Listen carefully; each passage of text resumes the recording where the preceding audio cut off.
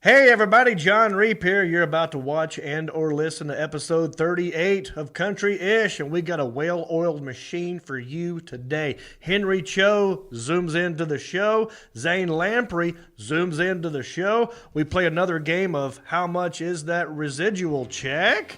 And a small-town news story about a crazy radioactive rattlesnake.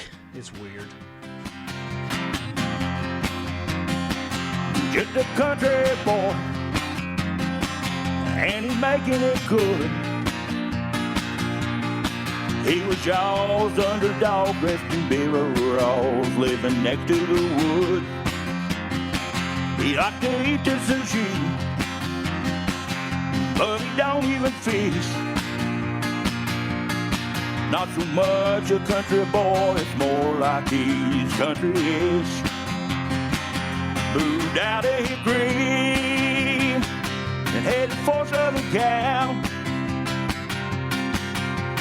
Wound up in TV and film, making Popsicle proud.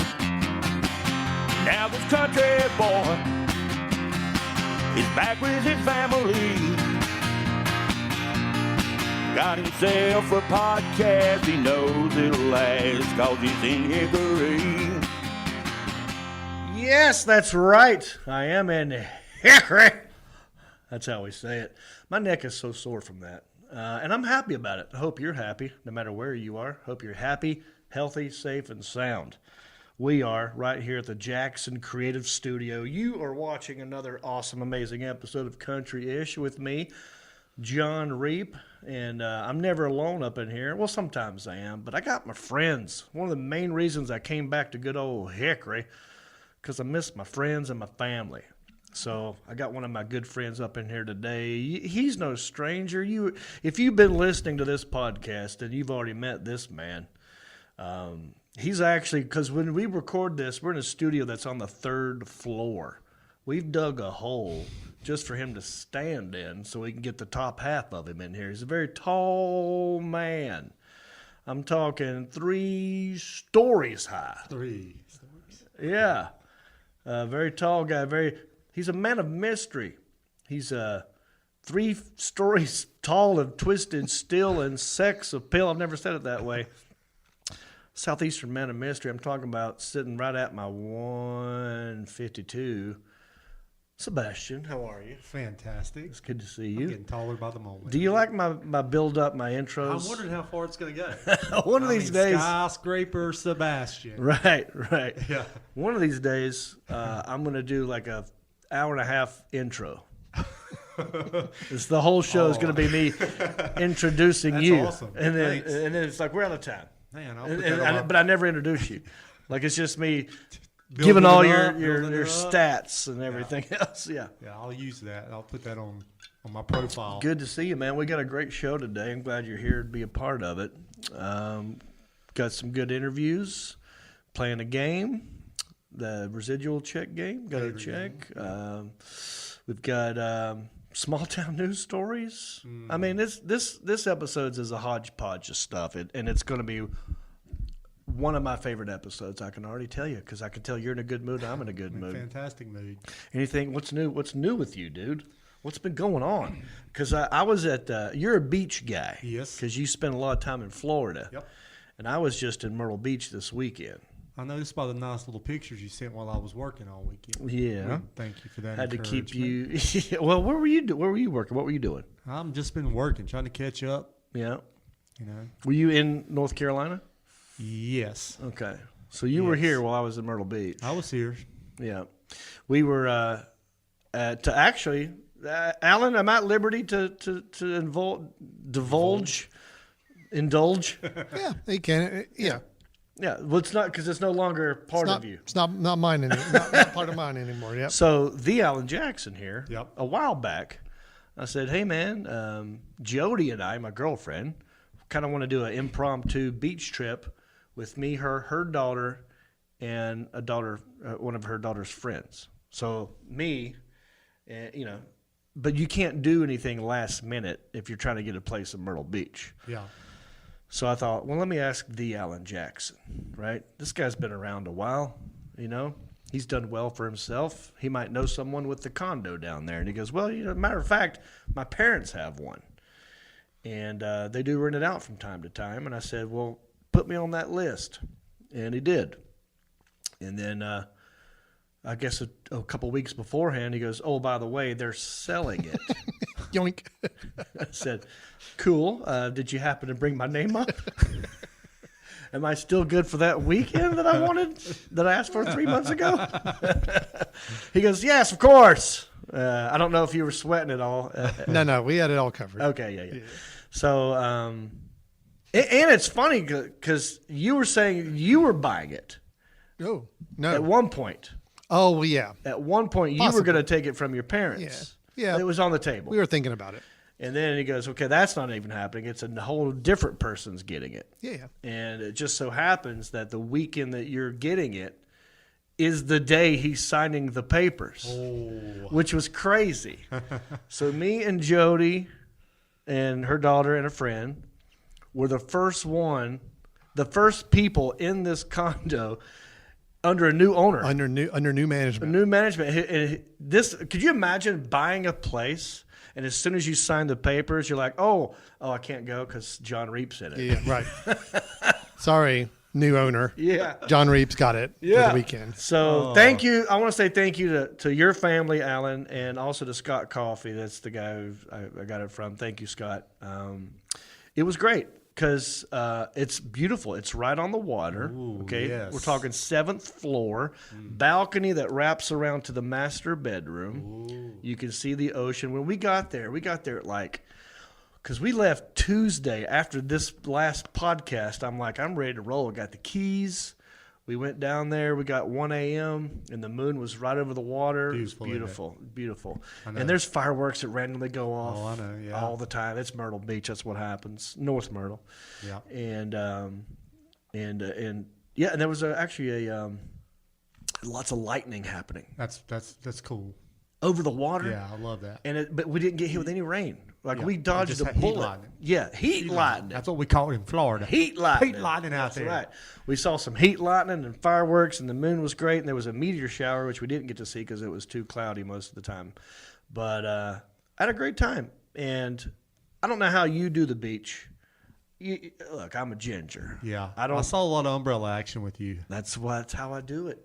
How do you do the beach? If Sebastian is going to spend a day at the beach, how do we start this day? I just Start from like 8 in the morning or whenever you get up. Well, since I'm gonna live on the beach, so I can bring my stuff out at any. I can go set up. If I want to set up a tent, I'll go set the tent up. I'll go back in, mess around, Wait, whatever. You said tent.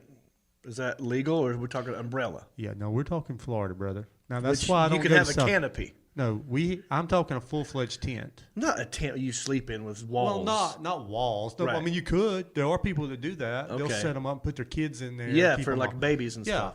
but this You're is talking like a canopy. I'm Yeah. sorry. No, that's fine. I want people to know because Right. 10 by 10, whatever. which toilet. is legal in Florida. Yes. but not in South Carolina. Not in South Carolina. Continue. So you will set up I can a just set that up. canopy. Yeah. And that way, if you want to sit under it, you know, if you have some ginger friends that are there, they need to sit I under appreciate that. You would do that for me. it. I would do that for you. I Yeah. normally don't sit if I'm just there. I just get out on the beach Yeah. With a chair? with a chair Okay. and a cooler. Yep. I'm a pro. I got my cooler. Obviously. Yes. I've got my chair ready. Yep. I've got my Bluetooth speaker. Okay. I've got my whatever I'm going to be eating and snacking on during the day. You put I that have my on- Coronas already. My limes are already cut. I have my bottle opener that's ready Right. on the cooler, ready. It's good to go. Gotcha. And I'm ready. That's perfect.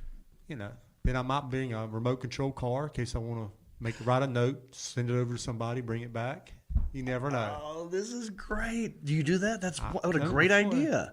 Drone, you could do a drone too, but I'm not really expert on the drone. I'm gonna fly over and look at women, and sometimes that you have trouble dropping it right there. But if Yeah. you drive over, Yeah. if you drive it over to them, you can drive it over, and they'll look at it, and there'll be a note there or something. Hey, That's awesome. that's Have you ever delivered a beer that way to yes, somebody? you can tape a beer. It's got a little thing on it. You can set the. Wow, what a smart idea. Oh, Dude, I Sebastian. mean, I got a market, brother.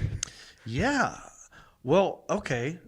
You can handle the sun, though. Yeah, I can handle the sun. Yeah. Do you? What? But I do. I got burnt the last time I was there. I got bet you burnt. could tan if you don't like. If you I tan well, but I still got burnt. You got to be careful in Florida. It's worse. It's worse there. Yeah, it is true. It's closer to the equator. Yeah. It's a different kind of. It's a different sun kind and of heat.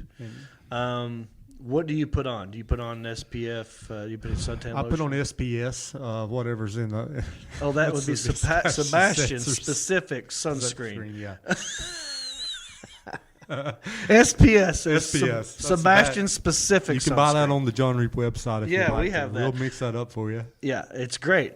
You put it on and you grow an inch. You do. So You just get taller. grow overnight, Yeah, and your skin gets and you darker. get dark. Mm-hmm. Now it's got alcohol in it. Yeah, it as does. well. Just lick your arms. If you run out of beer, you lick your arms. See, I wish I could do that. I had to put what I do is put 50 on immediately. Yeah, I never follow 50, but I'm sure you need. I don't mess around. I used to back in the day think I could tan, and I can get dark, but I just lather up with the 50. I go out, get the umbrella, and then I sit under the umbrella, and I still got some sun. Yeah, the sun will go through the umbrella, right? It will. Well, the ones that we rented at the beach, they're heavy duty industrial time. They're like really thick canvas. Yeah.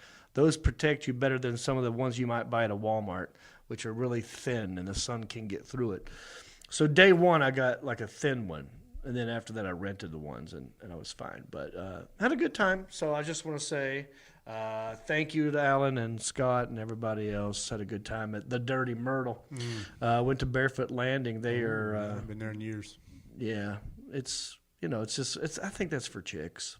Yeah. Walking around looking at stuff, getting ice cream and eating fudge, and we ate there. It was pretty nice, but not everything's open. It was really hot too. We went the wrong time. We went right before the sun, like at 5:30. We were there. You were with the senior citizen crowd. Yeah, the blue hairs. We were, which was great because they're not there either. Yeah, because it was too hot. It was Did a they bad give you time. a discount? No, Senior citizen discount? The places that were open, it took forever to get a table because there's social distancing and all that stuff. But no, it was good. Had a good time.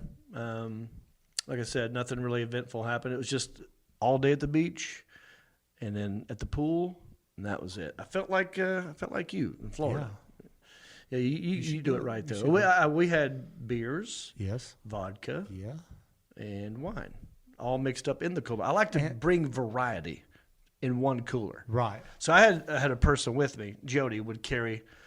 We had the backpack chairs. Okay. You know the chairs that you can put on your back. How did Jody, Tommy Bahama. How did Jody do with that after a couple of vodkas? I'm sure that was exciting. She did she has a bad habit of falling down. Yes. Well, her daughter was doing TikToks nonstop. Yes. So she was photobombing that sometimes. Oh. Which is funny. She does Yeah. a dance. Yeah. But no, we maintained except for the last night where we're like, this is it. We have to throw down tonight because we're leaving tomorrow. And we had a good time with vodka. And then carrying it back was good. Yeah, she's fallen down before. I was worried about that. Oh, so here's the thing. A storm was coming in. Like I said, we dodged the rain, but we could see clouds all around us. For me, that's the best, when there's a nice little comforter-looking blanket of clouds, and I can get out and walk around like a normal human being, out from under the umbrella, and I feel good about that.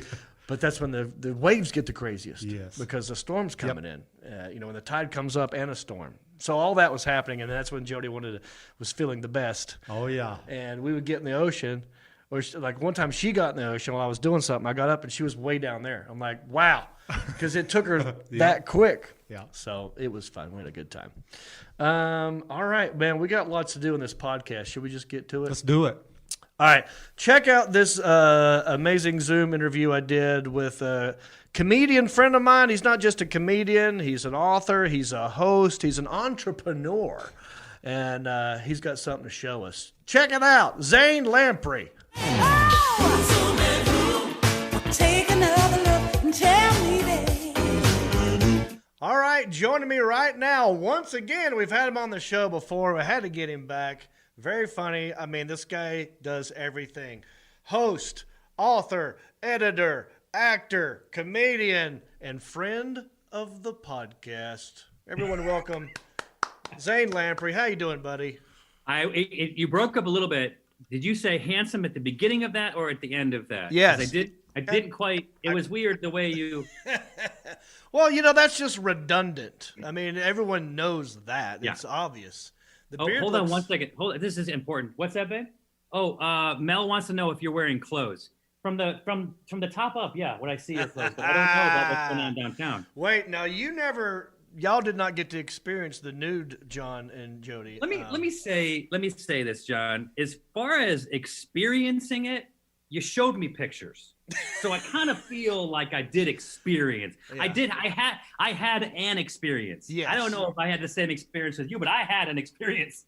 I experienced something. For those of you that might not know what we're talking about, go back and watch the first episode with Zane. We bumped into each other in Hawaii randomly, and me and my girl went to a nude beach, and Zane and his girl were like, "What the hell is wrong with you?" And, we've not been the same since. Our relationship has been different. You went to a nude beach, but there's a thing like you go to the nude beach, like, oh, I want to go check this out and whatever, and then you drop your drawers and you guys were they're experiencing it, but in the short window that you were there on Maui, I think you went a second time. We went twice. Yeah.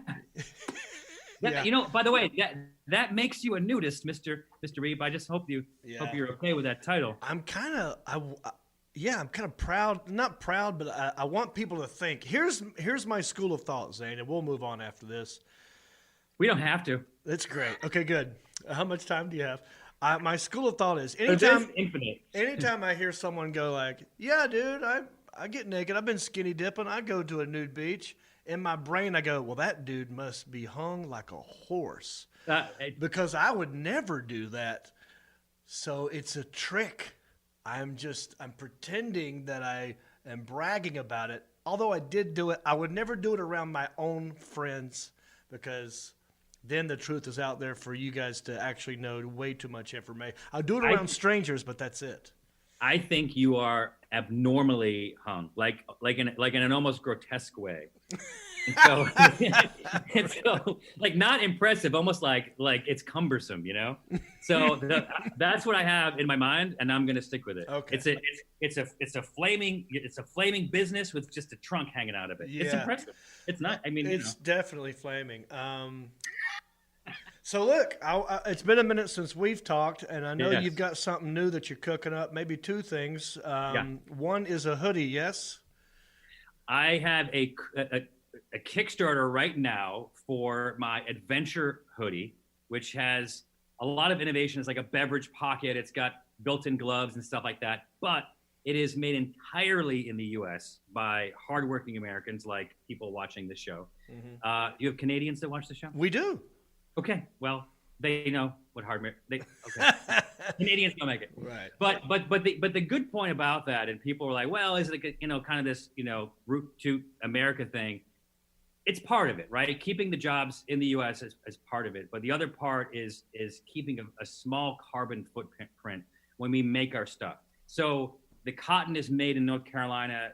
Everything's put together, manufactured, and woven in Los Angeles. It's in a tight area, obviously across the country, but it helps us keep an eye on the environmental impact that we're making and ensures that we're making the highest quality product. I'm going to send you one, John, but these hoodies, when they're in the store, are going to be $189. Wow. This is American made premium quality. It is an expensive thing to get. Yeah. So if people go on Kickstarter, I think right now, the classic, the one that I'm wearing right now, is $99, and the adventure one is $129. So just go to people can just go to Kickstarter and type in adventure hoodie or hoodie. Alan, can we put a little thing at the bottom when it comes A little out? thing. Yeah, it is. We'll put a thing up. There it is. Go to that website. There it is, right there.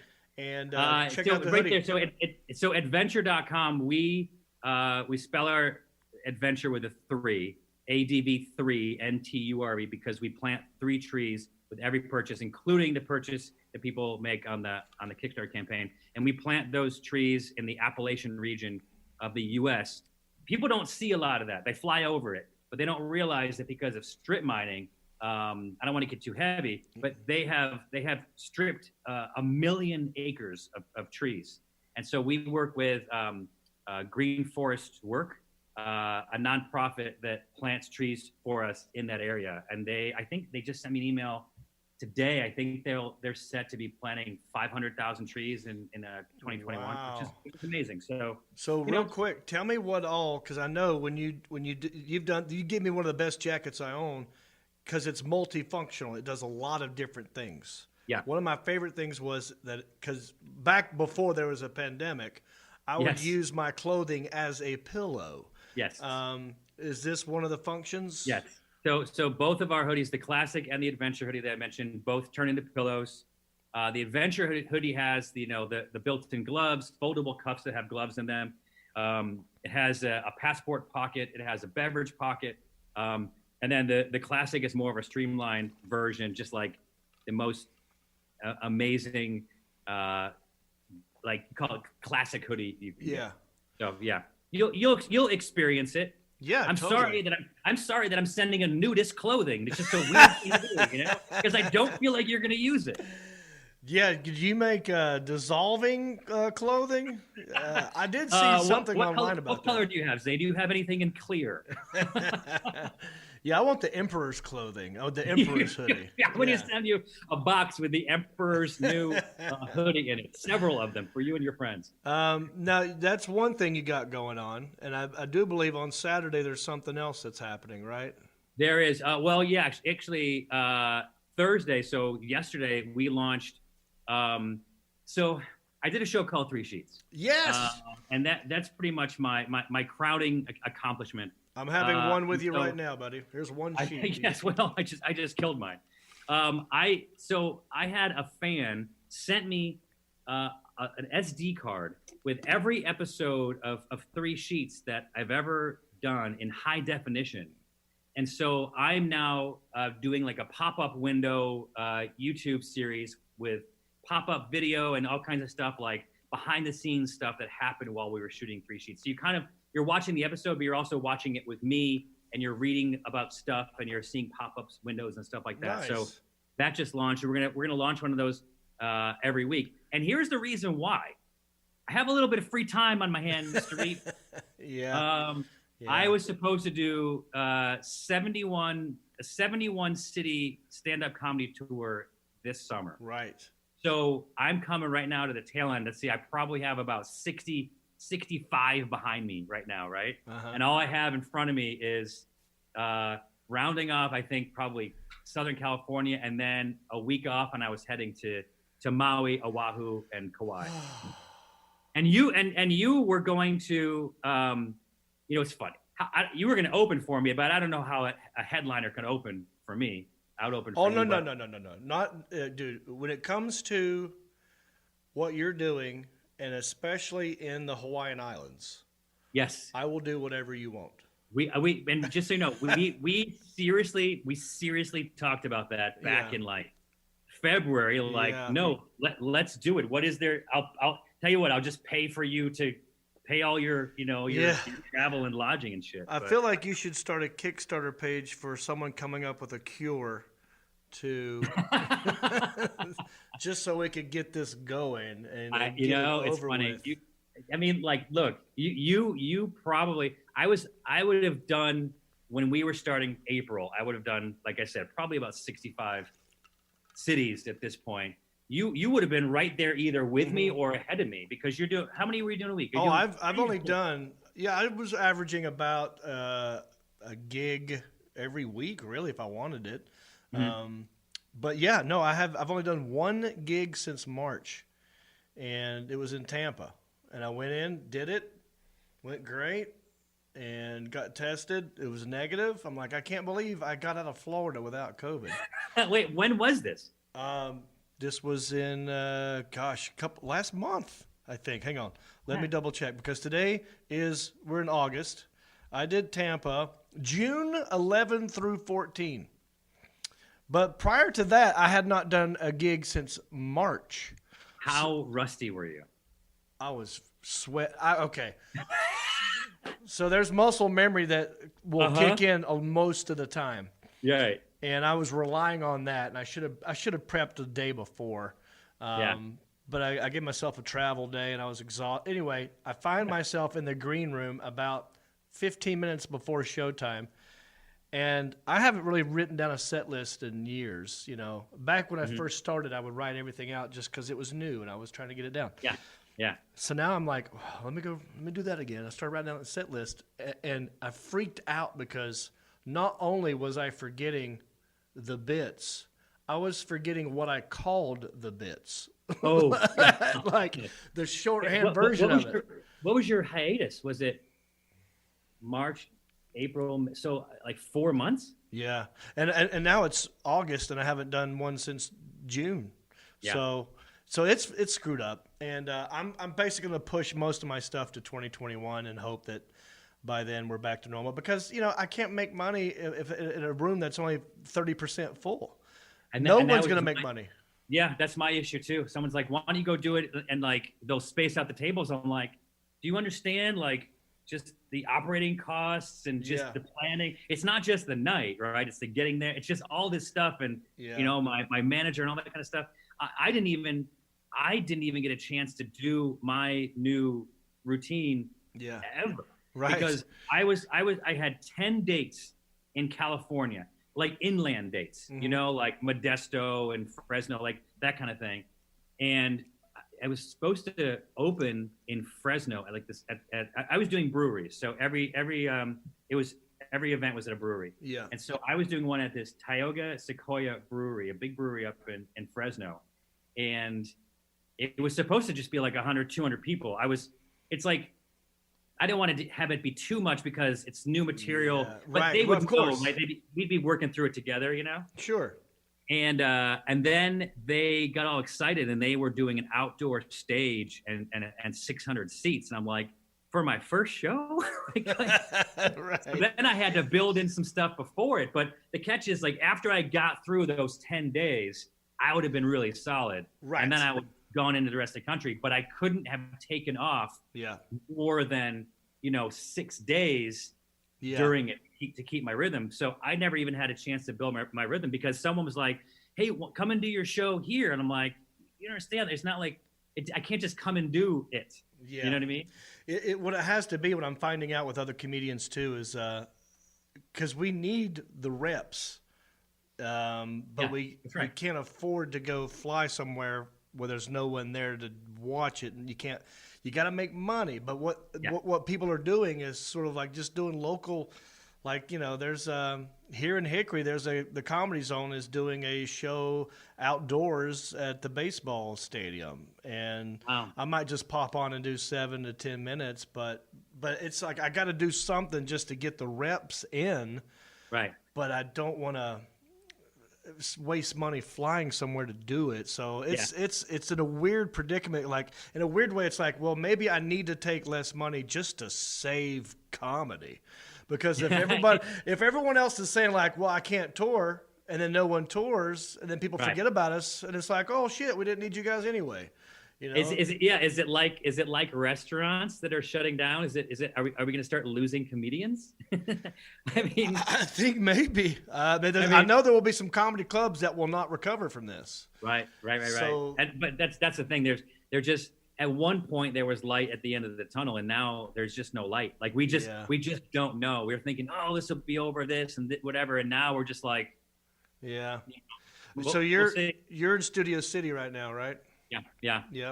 And I have an invention for you that I want to pitch to you, because not only are you a funny guy, you're a great entrepreneur, and you have the connections and the follow through to do stuff. And I want to give you this idea, and I'm doing it now live on a recorded thing. Let's do it. So I can't steal it? That's what I'm saying. But I don't want much. But I think this will be a big seller. Okay. Now, you've seen baseball hats that have zippers inside of them, right? What's the zipper for? Well, I mean, there are ones now that have zippers that you can put whatever, a nickel, an ID or something. Got it. Like this part right here that folds out, right? Yeah. Like I've seen them. There are ones now you can buy that have zippers like this.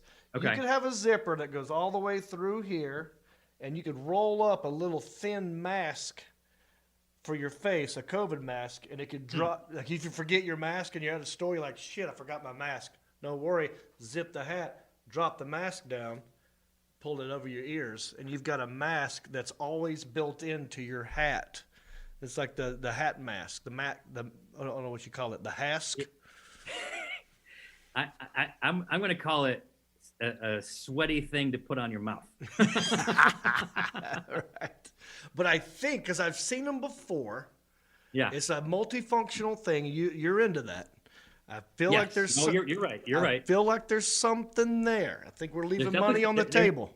There's definitely something there. You know, it's funny. I had to go to the bank the other day, and I was wearing a hat, and I was wearing sunglasses, and I have in my adventure store, I designed a bunch of bandanas. So I pull my bandana up, and like, You look like a bank robber. how do you not feel like a bank robber? And like, are bank robberies up now, or are they, you know what I mean? Like, Yeah. are they down? It's like I'm literally like, I was walking with Mel the other day, and I was like, can you recognize me? Like, if you were walking by, and she's Yeah. like, yeah, because by the way you walk, but Right.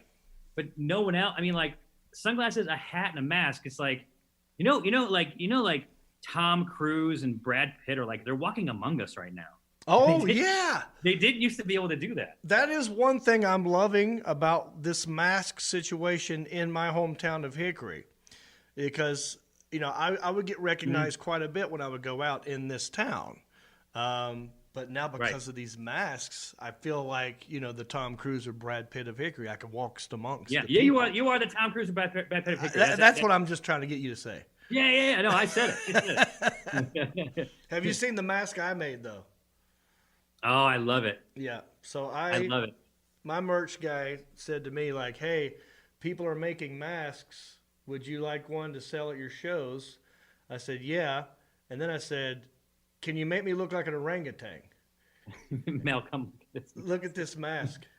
My mouth is not this big. My nose is not this big. They screwed up the proportions. No, I think the proportions are fine. Hey, I'm gonna send you one of these. You can put it inside of a hat or a You hoodie.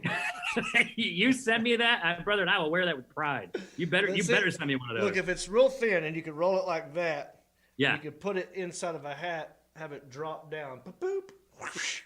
Yeah, Bam! Yeah, I feel like that already exists somewhere. It has to exist. No, already. what I'm doing is I'm trying to contain my excitement. Yeah. And I'm feigning indifference right now. Yeah.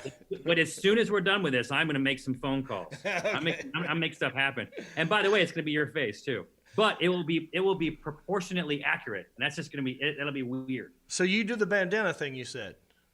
Yeah, I have a bunch of bandanas. That is way cooler, though. Like, in terms of like being like a dude, like a man, a bandana looks way better than. Them?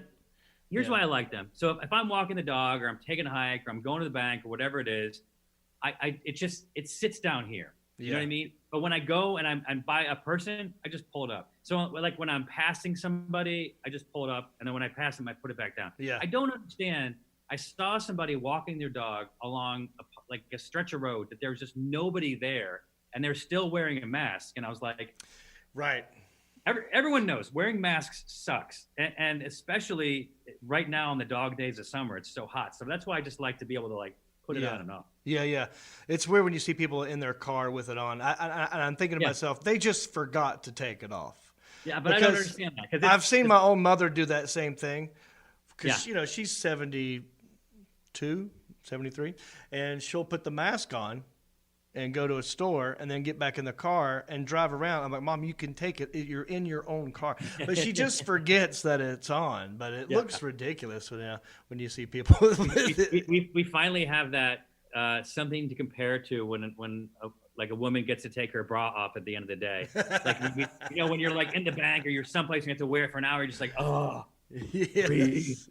I think it's the same thing. I don't know. I think you're right. Zane, I appreciate you zooming in, brother. Well, I miss of you. course, anytime. I miss you, buddy. You One of too, these brother. days when we can get back out there and we can fly again. You and me. As soon as we get our hat masks going on, we can hang out. Yeah. Sounds good. Everybody, clap for Zane.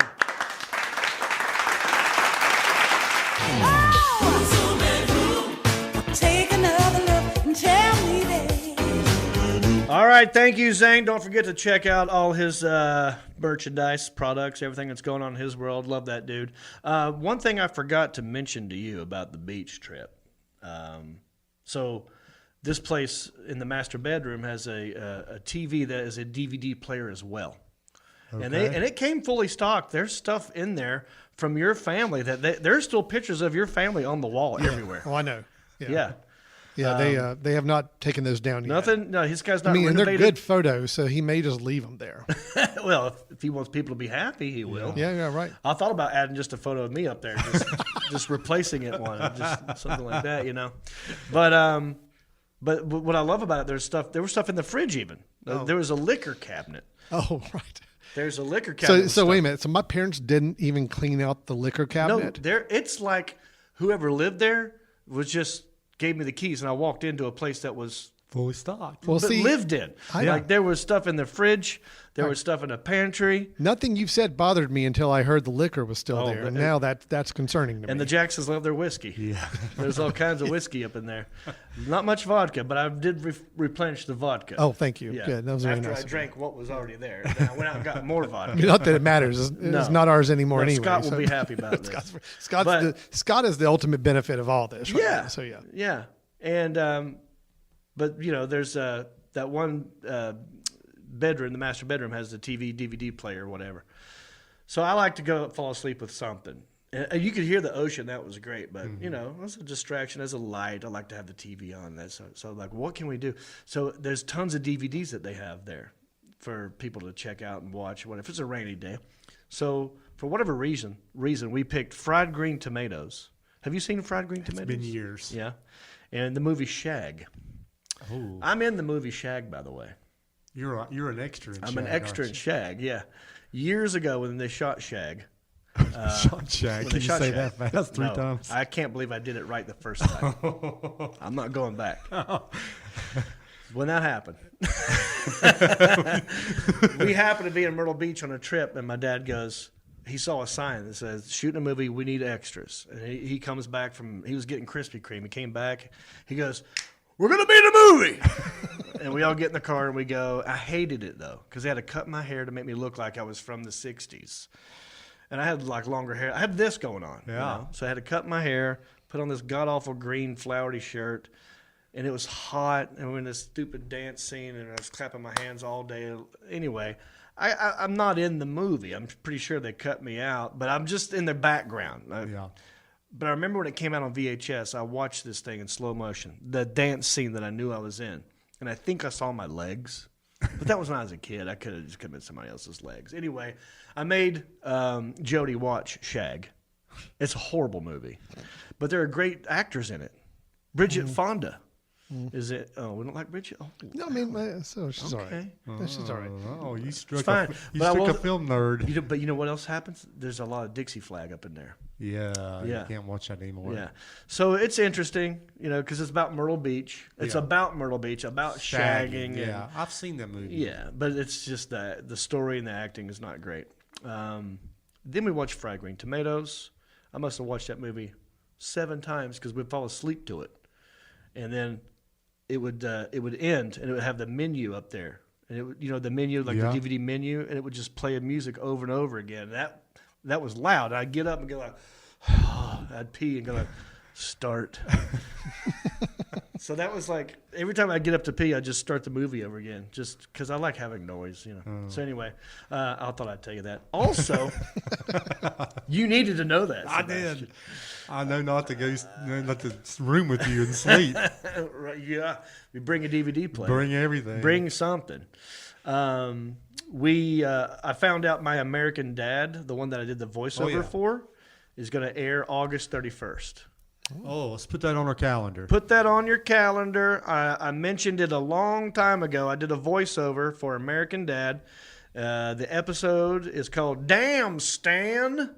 And my character's name is Clinard. I play a redneck river guy. Shocker. Ain't it a stretch? Stereotype. So mark that down. I'm excited for that. Don't forget, we're everywhere, dude. We're on Apple Podcasts, YouTube, iHeartRadio, Spotify, Pandora, Stitcher, Podbean, you name it, we're everywhere. Please help the podcast, rate, review, subscribe, and share. We got a Patreon thing. If you want to be a Patreon supporter, there's many different levels you could get in and help out the podcast. $5 level, there's a $25 level, there's a $50 level, there's a $100 level. All of them have great rewards. Go to countryishpodcast.com, click on support for more info. I do another episode with John Heffern from time to time called Heffern and Reap. Check that out. And what else was I going to say? Oh, that's it. Well, Sebastian, you know, from time to time I get these letters in the mail from the Screen Actors Guild /AFTRA. You know, I did some acting in my day. I've heard. Yeah. You know, I've did some TV. I've done some movies. I've done some commercials. I did some adult films I'm not proud of. And they got to pay me. Yeah. You get residuals. And I get these letters in the mail. I have no idea how much this is, but we're going to play a game. And the game, I'm going to open the check. I hope it's a check, by the way. This could be a bill. I don't know yet. But I'm going to open this check, and I'm going to read you, and you're going to play. We got a new intern, Isaiah, is going to play. The Alan Jackson is going to play, and we're also going live right now on my Facebook fan page, and I'm going to let the Facebook people play. And we're going to have two winners. There's going to be an in-house winner, going to be a Facebook winner. Now, here's how we do this. I'm going to open this check. I'm going to read you what it's for and how it's airing. And the closest person wins the game. If you get it exactly right, you get the check. And that goes for Facebook, too. No one has ever gotten it exactly right. But I hope Until you can. today. Maybe today's the day. Take John's money. Please take it. Even during a pandemic. We want your money. It's fine. I'm so confident that no one will ever get it exactly right that I'm willing to put the whole check on the line. It's a little game that we like to call How Much Is That Screen Actors Guild Residual Check? Boom! Yeah. Nailed it, Sebastian. Wow, and we got a little help from Isaiah over here. Yeah. All right, here we go, folks. I'm going to open the check. Is everybody nervous? Like I said, I hope it's a check. I have no idea. This looks like it's a check.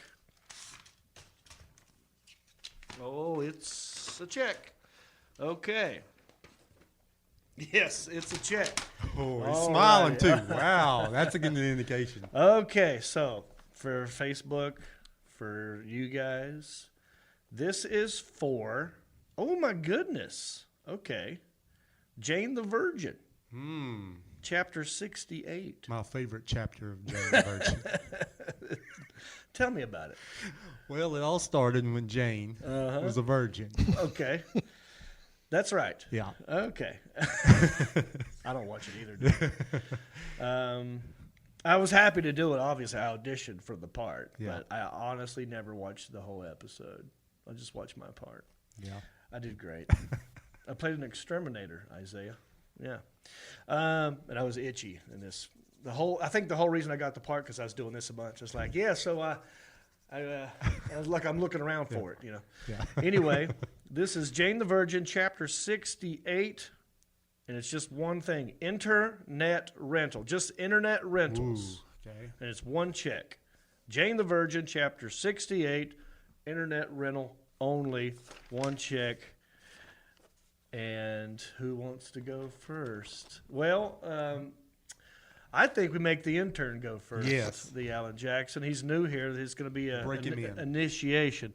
Isaiah Pennell, what is your guess? $61.23. That's it. You only get one guess. One guess.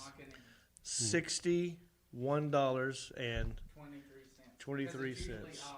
That's correct. Isaiah pays attention. Oh, he's a smart guy over He here. is a Where did smart you get guy. this guy at? Alan, Alan, are you writing these down?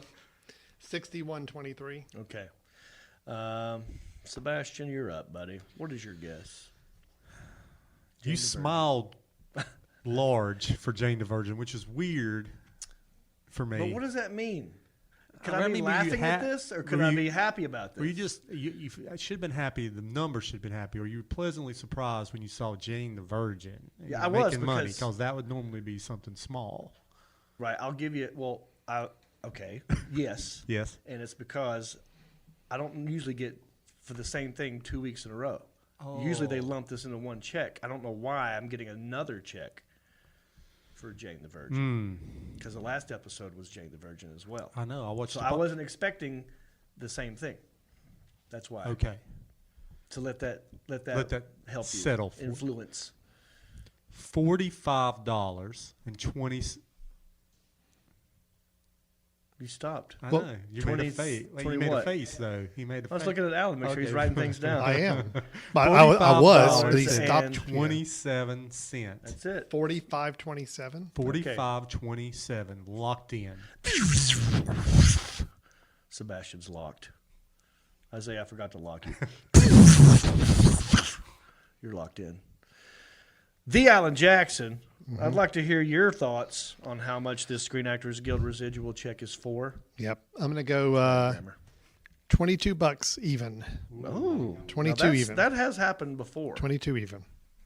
Okay.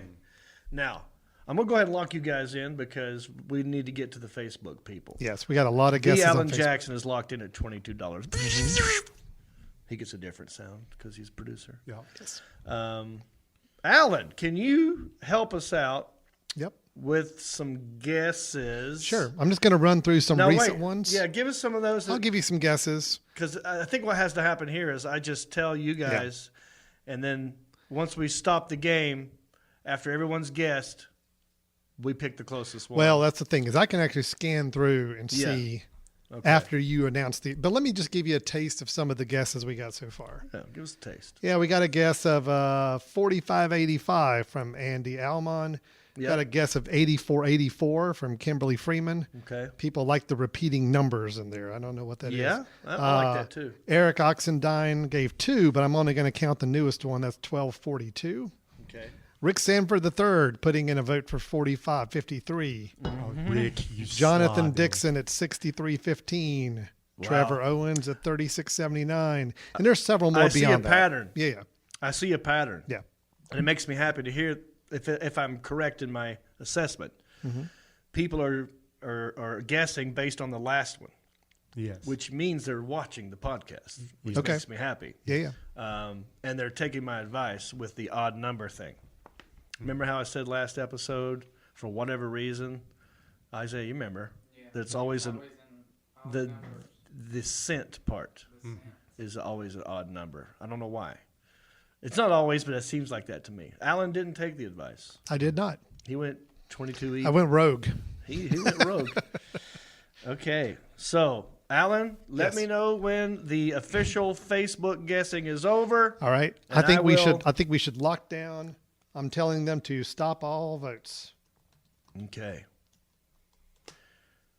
All right. Yep. So voting is now stopped. All voting for Facebook is over, So now you and can. we're going to pick a winner in here first. Yes.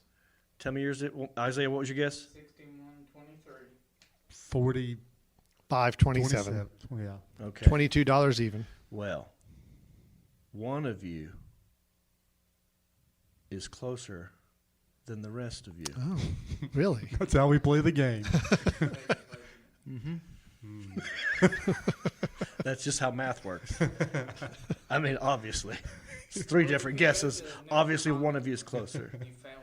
Oh, and now, Isaiah, you have not earned the right to bust balls yet. You're a young man. You're a growing boy.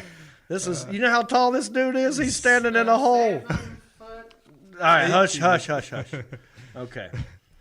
One of you's closer than the other.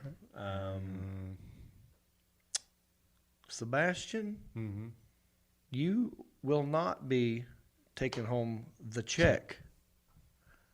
But are you winning the game?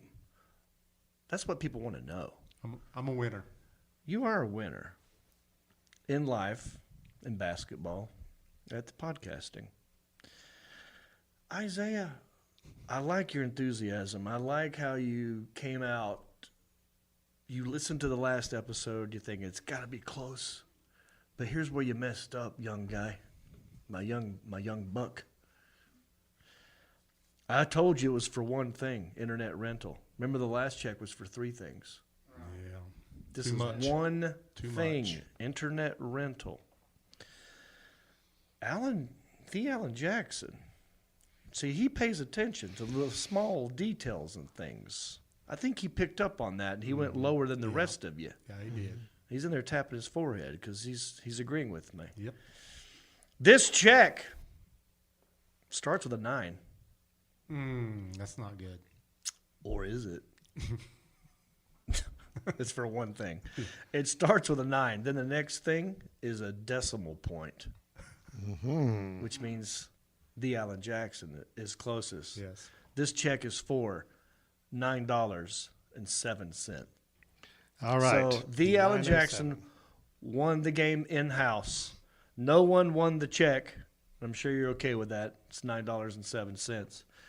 And let's look at the Facebook. Did anyone on Facebook type in $9.07 before we revealed I have it? not seen one yet, but right now I'm looking to see who might be closest. Andy Almond says way off. Kimberly Freeman typed in $9.62, but I don't know when she did that, so I don't know if I can count it. Yeah, I'm pretty sure it probably. Because I went 9 and then I stopped for a minute and I gave him plenty of. All right, so Alan, what we'll do is I'm looking. I see a $12.13. That may be our closest so far, but I'm looking further back to see other votes. 1242. Oop, here's a 567. wait a second. Nope. We're still $12.13 is still the closest. This just in, Alan. Yes. I say the game in house is over, but we could extend it to Facebook a little bit longer if you want to play. How much after taxes? Right. Okay. Wait. You ready? Well, listen. Wait. Go ahead. No, I was going to say I think we have a. Somebody said 843, but I got to look and see where that vote came in. All So right. But go ahead. this is a new game called How Much Is That Screen Actors Guild After Taxes? Check. All right. So would you like to take this? Anybody want to do a new guess after taxes? 812. 812. Isaiah? $6.15. Alan? I know you're reading stuff. So No, you know what? I won the last round. I'm good. So you guys all go. right, I'll so, I'll let you guys all win. I was going to offer it to someone with on Facebook after taxes, but it's going to be complicated. I tell you what we do, Alan, so you don't have to do it while we're recording. Let's go ahead and shut the Facebook down and continue the show, and you can go back in there afterwards Okay. and retroactively. Yeah, that's find what we're these going to have to people. do because That's- it's not I think showing me that's all the the best thing to comments. do. Yeah. But to answer the question, $5.78. Wow, That's that's my take-home check. That is how California. much I'm taking to the bank. That's California taxes. $5. Isn't it? Yeah, what did they take out? I'm incorporated. I mean, I incorporated so I wouldn't have to get all the taxes taken out. CBS Television Studios is robbing me blind. Oh, my goodness. All right, that was fun. Always love playing that game. Folks, we're going to take a quick break. We'll be right back with a great interview with a great comedian, Henry Cho. We got small town news. We'll be right back with more country-ish after this. Hey, everybody. John Reap here. Just want to say thank you for listening or watching this podcast. We love it when you do that. Also, I want you to go cruising with me. That's right. Not in a car, in a ship. That's right. It's the Reaps Peeps Comedy Cruise. Check it out. If you go to johnreap.com, click on the Reaps Peeps Cruise. All the information you need is right there. It's in 2021. You got plenty of time. November the 6th through the 11th. We're going to a private beach in Haiti. We're going to Nassau. I'm doing stand-up. We're doing a podcast, and we're doing karaoke. 5 nights. It's going to be a blast. Get on the boat with me, John Reap, and the Reaps Peeps Cruise. If you love this podcast and you love wearing shirts, well, we got something for you. If you go to countryishpodcast.com, click on merchandise, it'll take you to my store, and we have an awesome t-shirt for you. It's a Country-ish podcast t-shirt. Look at it. Isn't it beautiful? Also, it's got the website on there. It's a soft tee, very soft, feels good on your skin, and it helps us keep the lights on here at the studio. So check out countryishpodcast.com, click on merchandise, get yourself a t-shirt, and know that I love you. And we're back. Thanks for hanging in there. Don't forget, coming up pretty soon, small town news story, crazy one. It involves uranium. But first, I want you to meet this very funny comedian I've had the pleasure of working with. You've probably seen him in movies. He's been around a while, Tonight Show, all kinds of stuff. Please welcome my man, Henry Cho. Take another look and tell me that. For those of you that are tuning into this podcast, maybe for the first time, maybe you've been living under a rock. If you don't know Henry Cho, one of the funniest guys. One of my favorite bits is What's That Clicking Noise? I think that's a Netflix special as well. Right. You've seen him in movies and film and TV shows. One of my favorite things, and I don't know if I ever told you about this, was and it probably wasn't even that big of a part, but I loved you in Revenge of the Nerds 3, the second chapter or whatever it was. The 3, yeah, we were the cool nerds. Yeah. So, Right. you know, it's crazy. Yeah, that was, oh, wow. I think that was. You were doing like an Elvis impression. Right. So I get called in to do this audition, and they wanted me to be this overweight samurai broken English guy. Mm-hmm. And I walked in, and you know, one of the producers who had produced the first 2 said, you know, what can you do with this? We have you in here to see what you can do. Yeah. Because we know you won't do broken English. Right. And this was a Friday, and I said, well, give me the weekend, and I'll come back in on Monday. And so I walked out, and there were a couple other Asian actors in the waiting room, and they said, Henry, what are you doing? And I said, well, I'm not doing what you're doing. So go in there and give it your best shot, but I think I'm changing everything by Monday. Oh, wow. And they're like, really? And I go, yeah. And these were guys I knew. Yeah, okay. I said, yeah, they're going to let me do something else. So I walked in on Monday with some mutton chops. Yeah. And I was just dressed normally, but I went in and I said, okay, instead of being some samurai guy, let's make the guy an Elvis freak, almost an impersonator. Yeah. And the director goes, oh, I can see it right now. I can see that scene where he comes in. Dun, dun, dun, dun, dun, dun, dun, dun. Yes, that's what we'll do. You got the role. Yeah. Oh, wow. Bam. Yeah. That's great. Yeah, so we had to rewrite all my lines. But the director was great, Roland Mesa. He was great. And I tell you, the fondest memory was John Panette was in that movie. Oh, yes. Rest in peace. Yes. And John and I got to hang out.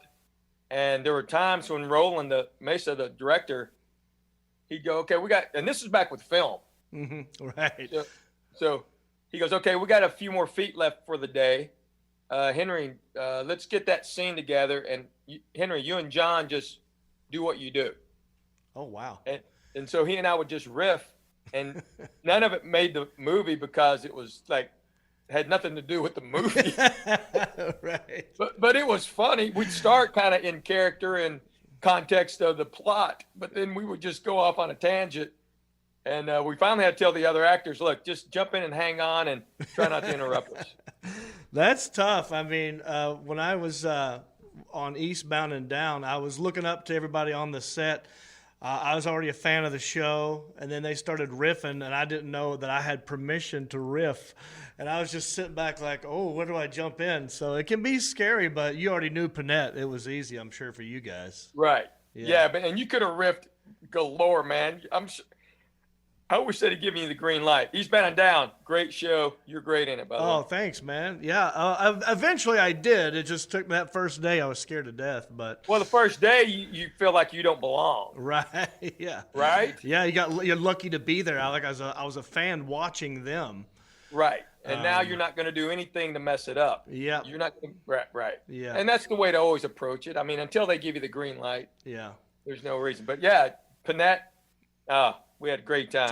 Take me back for those people who I said who might be living under a rock and don't know much about Henry Cho.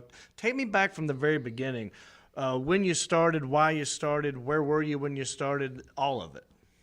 Okay, so I was at the University of Tennessee, Knoxville, my hometown. And a buddy of mine asked me, I'll never get this. So we're painting houses after school to earn money. And this is late in my college career, late. And my buddy goes, what do you really want to do? And I said, I think I'm going to try stand-up to get into acting. And he goes, what? I said, like Billy Crystal or Steve Martin. Mm-hmm.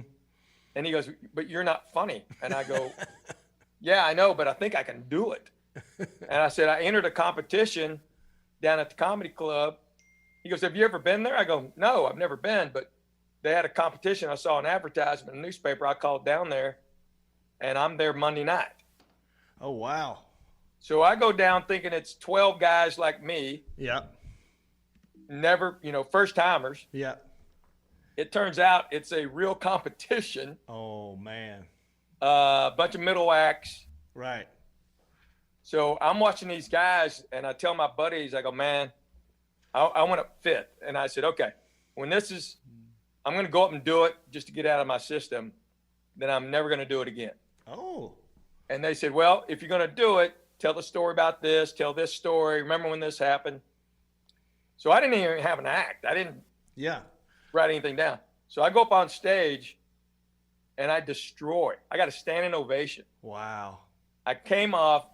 Jerry Kubak, who owned the Funny Bones back then, was standing there because it ended up being a big Showtime thing, funniest person in the state of Tennessee competition. Wow. For the Showtime Comedy Club Network. Holy mackerel.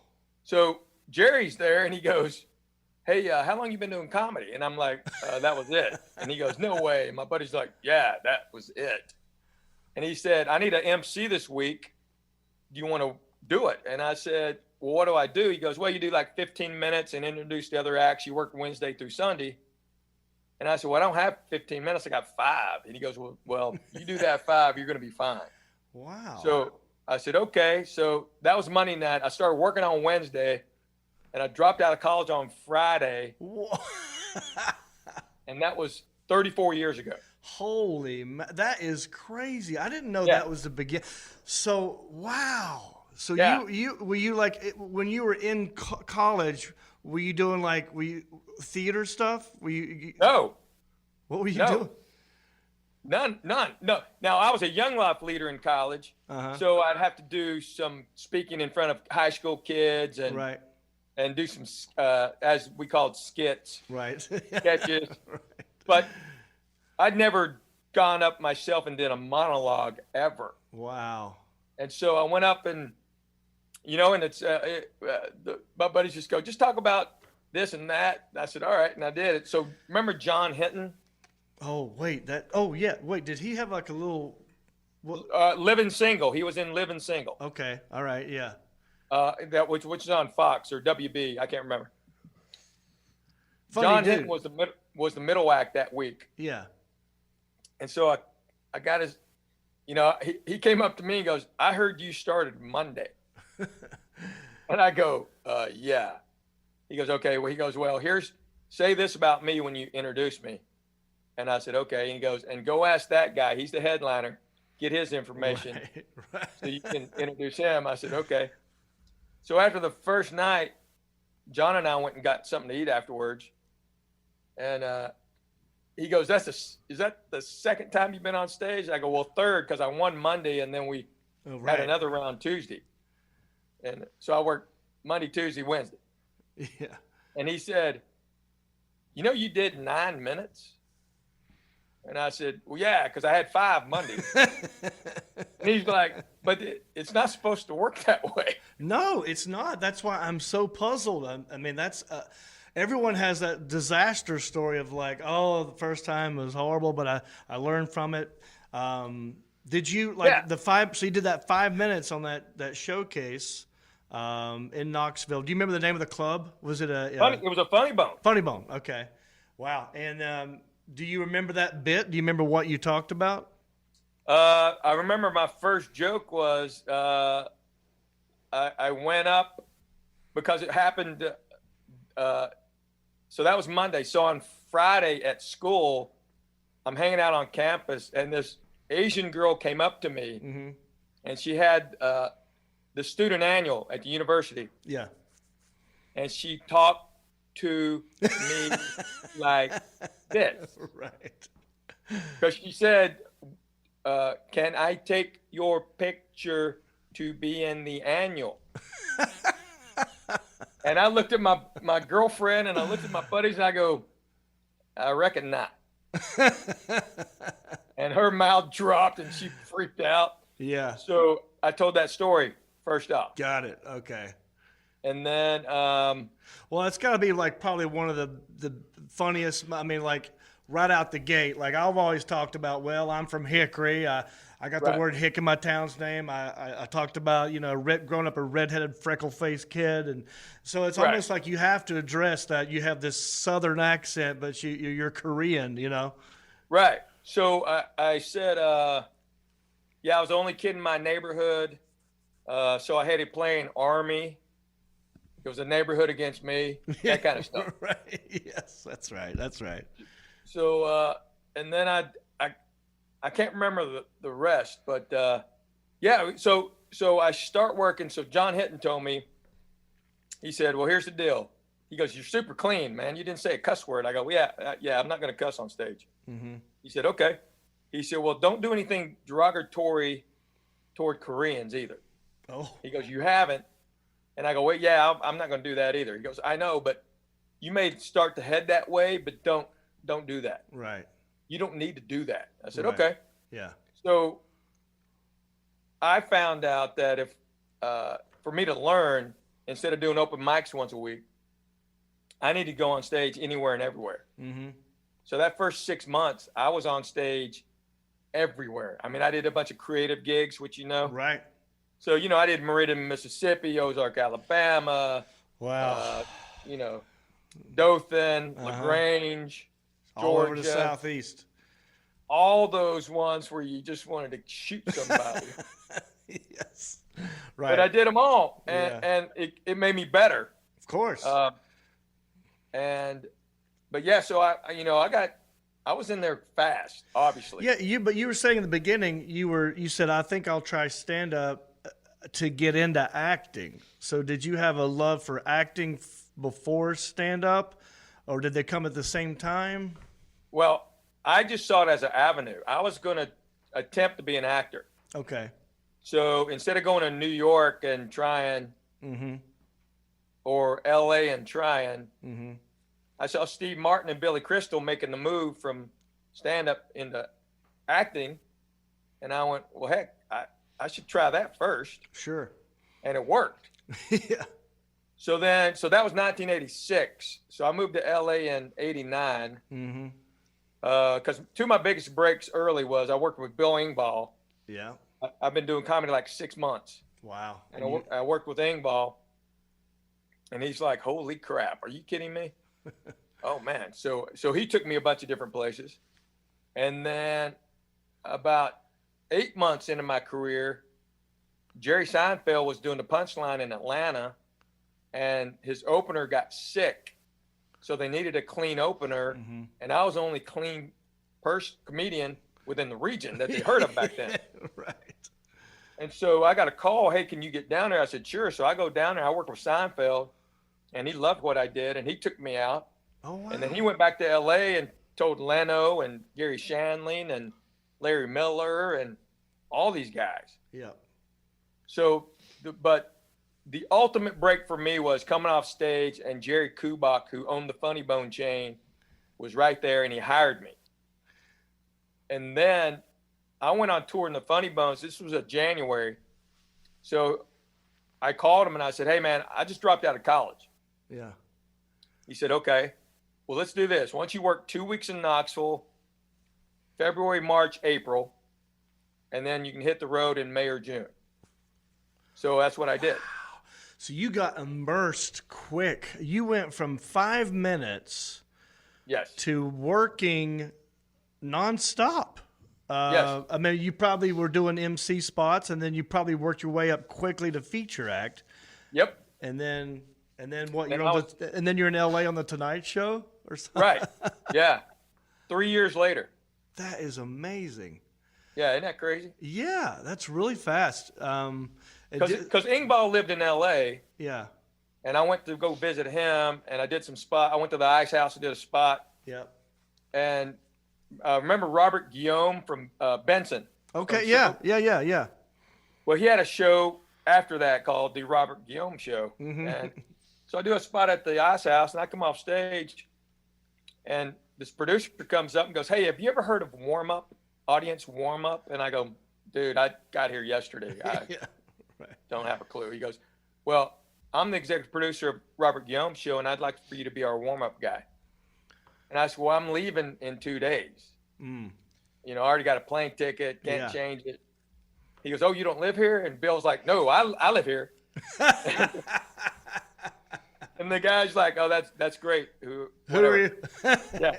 Right. So He said, "Here's your sign. I'm talking to Yeah. this guy." here's your side. So I couldn't stay and do it.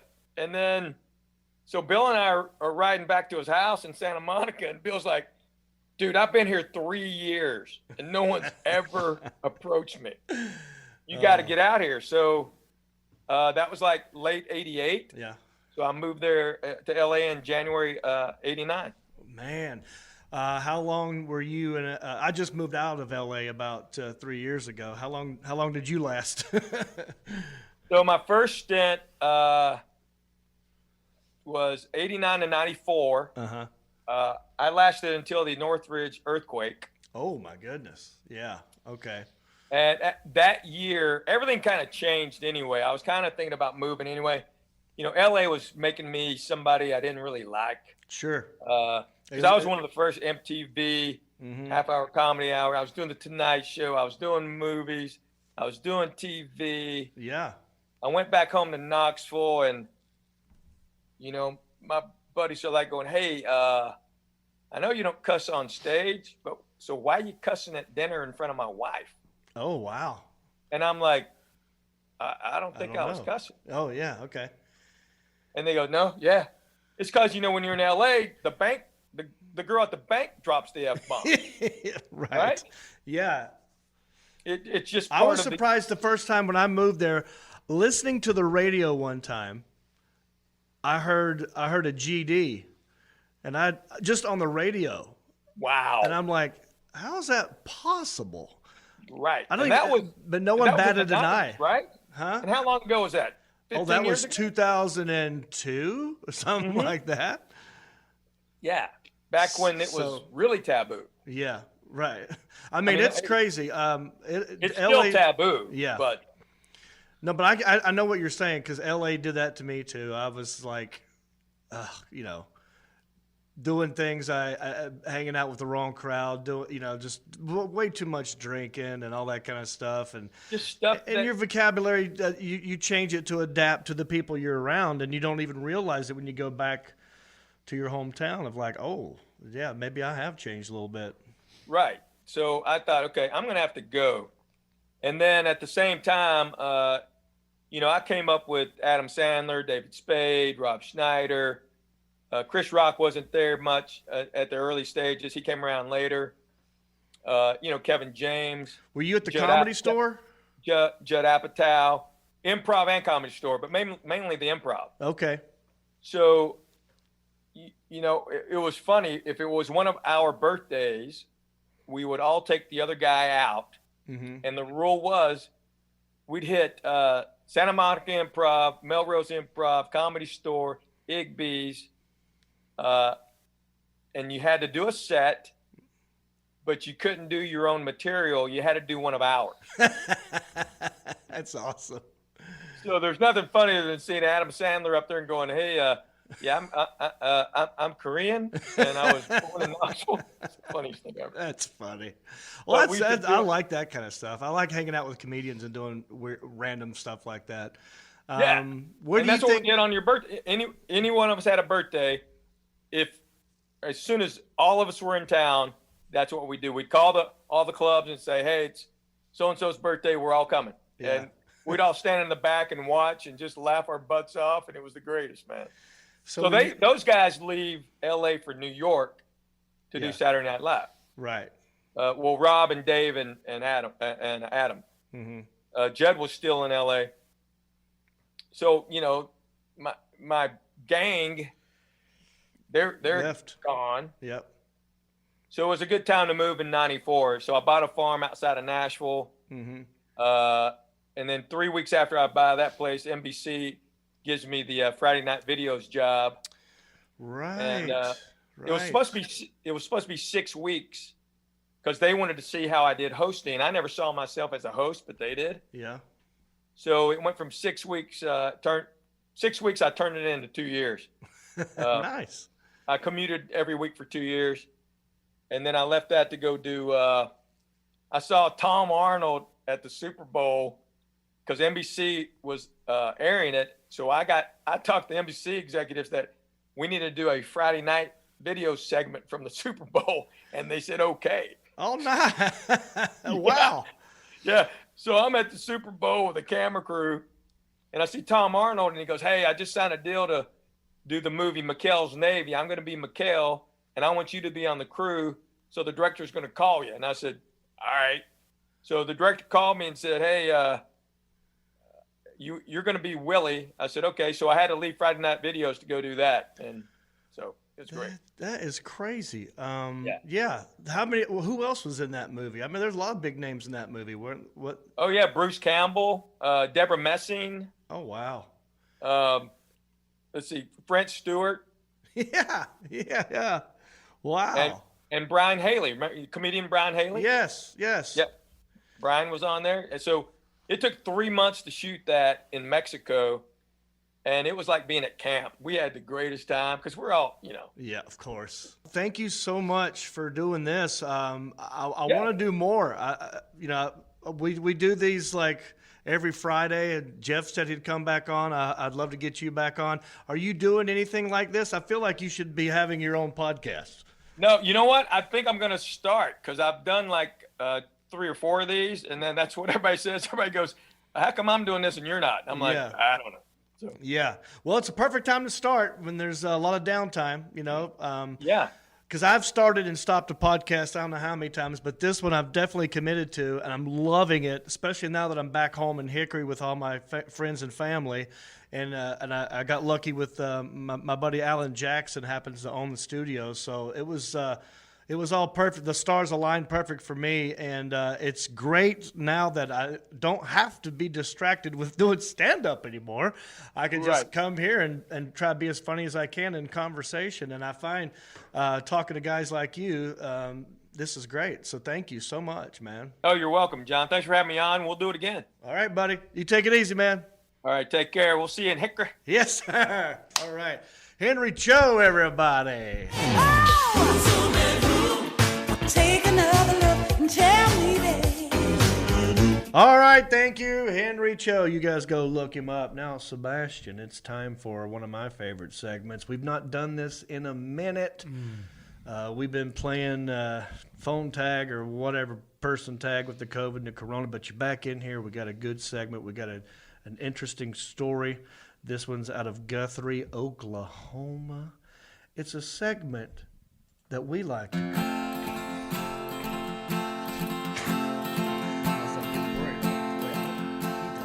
We're just small town dudes with small town news, breaking stories of crimes committed you never do. Mind your P's and Q's or they'll cover you. The town may be small, but the news is huge.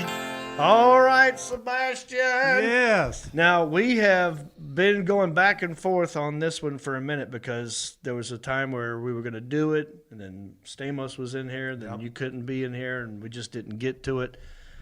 But and fans have sent this one to me as well. Oh. And just the headline alone is great. This is a town called Guthrie, Oklahoma, population 11,000 people. And I'm just going to read the headline, and we'll do what we do. Mm-hmm. We'll watch the YouTube clip, and we'll have fun with it. Okay. All right, here's the headline.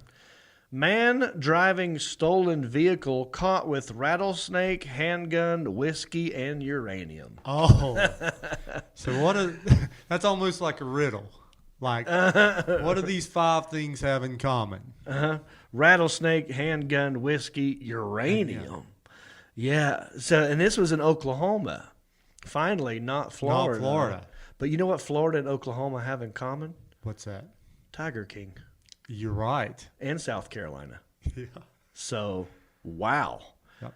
So if it's not Florida and it's Oklahoma, that makes sense to me. It does. Yeah. So I can't wait to see what this is all about. The Alan Jackson, let's just roll a little bit of this story here, huh? There's quite a few unanswered questions. Police had no idea what they would find when they pulled over a Ford for an expired tag at 11 a.m. in Guthrie. In the driver's seat, Stephen Jennings. Sorry. All right, so we've already discovered in the headline that this man has a rattlesnake, right? Right. What else was it? Rattlesnake, a handgun, a bottle whiskey, of whiskey, and uranium. Uranium. Okay, so if you were driving a stolen, well, maybe that's why, because it said, okay, now the vehicle's stolen. It's a stolen vehicle. Stolen vehicle. And the tags were out. Right. That's the only reason they pulled him over was the expired tags. Well, I was going to say, if you're driving around that stuff, maybe get your tags updated first. Yeah. Or steal a vehicle with good tags. I always, when I steal a vehicle, I try to look at the tags first. Right. That's just to help for those car thieves out there, trying to help them out. Yeah. So right away I'm laughing because that's the whole reason he got pulled over is as a minor thing. He was probably wearing his seatbelt. He was probably doing the speed limit. Yeah. He's like, oh, tags were out. All right. Sorry, Alan. Continue.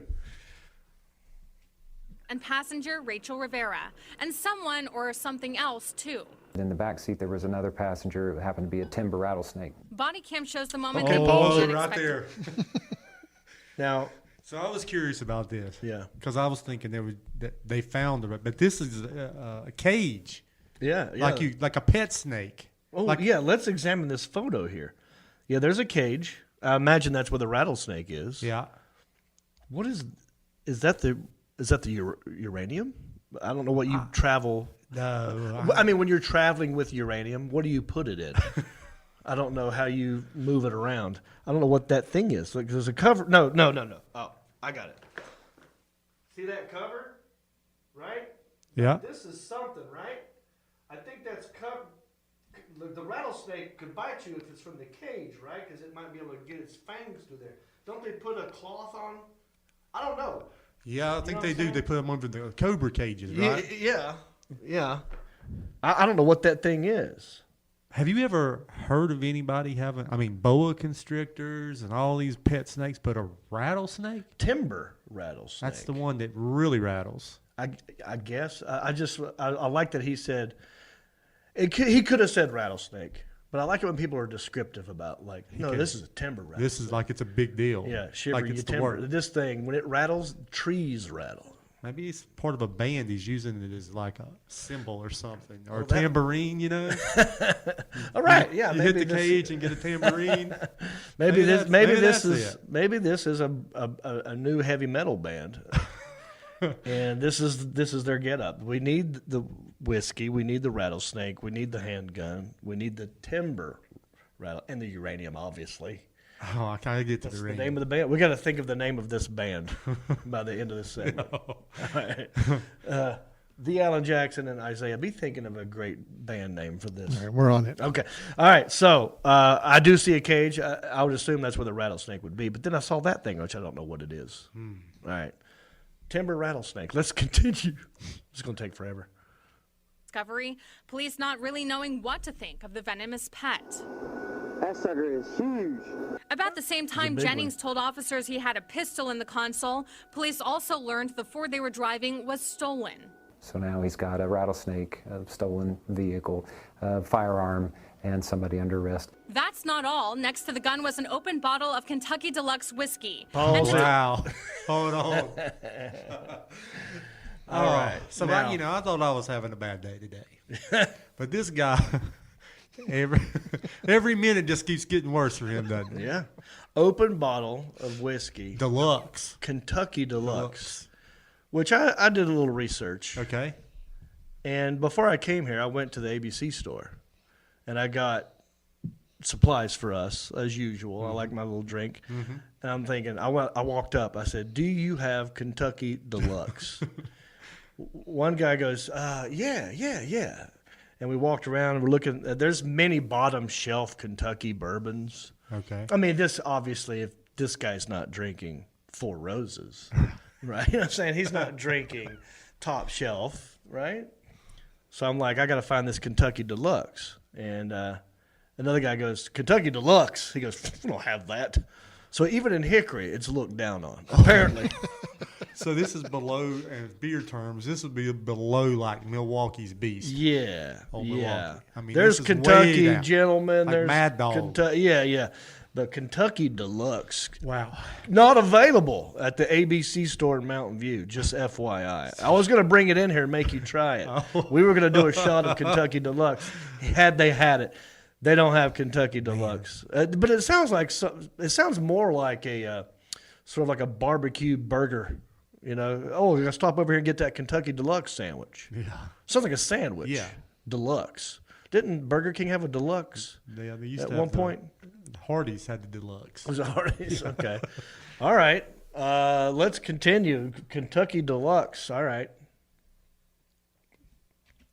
All off, a search of the vehicle revealed a canister of radioactive powdered uranium. Police had to call in reinforcements to handle it. When that happens, of course, we call in, a company that deals with that specifically, and that's taken safely into possession. And the uranium is the wild card in that situation. All right, pause So it. far, Powdered uranium. That's what they said. Powdered uranium. I mean, Now, I don't ain't know this how. the I don't know stuff how.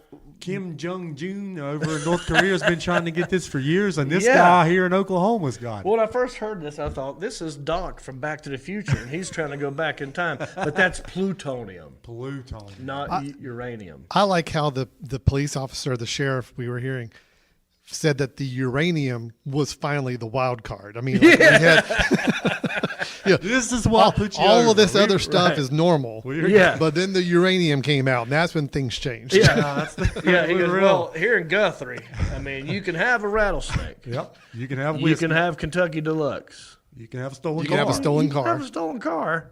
You can have a gun. pistol or revolver. You break that uranium out. Now we got to call. Now we're going to have to take you in. I got to make a phone call now. I got to get a whole special team just- up in here. I just picture this guy getting pulled over thinking, okay, well, they got me on the car, but hopefully they won't look in the glove compartment. They look in the glove compartment. He's Right. like, okay, well, they got me on the gun. Right. Hopefully they won't look in the Right. the cage in the back seat. Right. Oh, they got me on the rattlesnake. What's that Oh, rattling in the back seat? I hope they don't look in the powdered container where I keep Right, the uranium. right.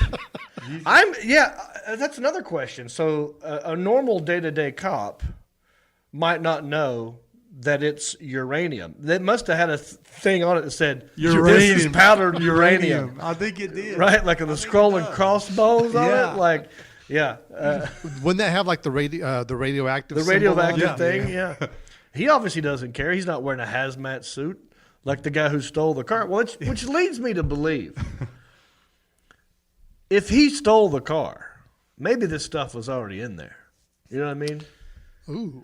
So like, So he stole. What a bad choice for this guy. He stole the worst possible car he could have stolen. If all he's trying to do is steal a car to get a joyride for him and his lady to the Hells Angels party they're going to, or whatever. He happens to get in a one with uranium, a rattlesnake. Let's make a bet. Let's make a game out of this. Okay. What is actually his and what was already in the car? I'll let you go first. I'm going to say that's his rattlesnake. Oh, okay, I like that's your first one. That's his rattlesnake. That's his gun. And I'm going to say he's like, hell, let's just don't leave that uranium at the house, honey. Let's throw that in here too. I think it's all his. Yeah. Okay. I'm thinking he's loaded up. I'm with He might Sebastian. be going somewhere. Yeah. It's all his. Yeah. You think it's all his? I think it's all his. Yep. See, I don't know. I think that definitely the gun is his. The car's not his. No. They said that was stolen. Right. I don't. So the gun I think is his. I think the rattlesnake is his. Mm-hmm. I don't think the uranium. No, I take it back. I don't think the uranium or the snake is his. I think he was. Him and his lady were drinking some Kentucky Deluxe. Yeah. And they needed a ride.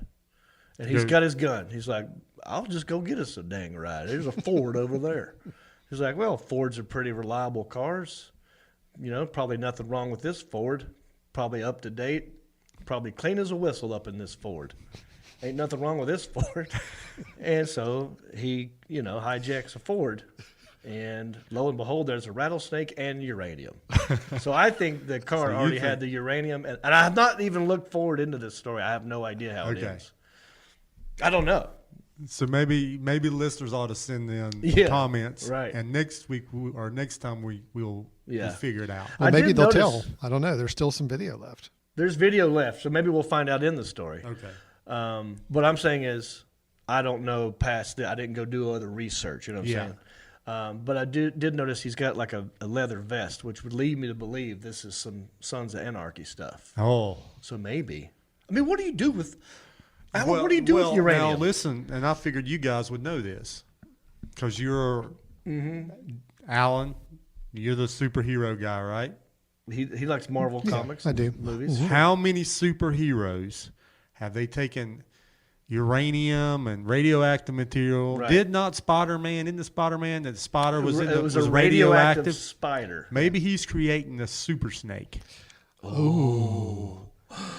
Now this story just got really interesting. Maybe this guy is not as dumb as you think he is. Maybe he is a professor who's creating a super snake. I like how you think. Yeah, no, that's really he's good. creating a super snake. That's right. Even if that's not the real story, I really want it to be. Now, someone needs to write this comic book. Yes. This is the origin story. This is the origin. Of quite possibly one of the best comics that's never been created.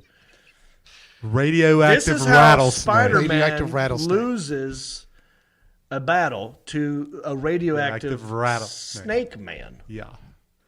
Timber snake. No. Timber active. I like it.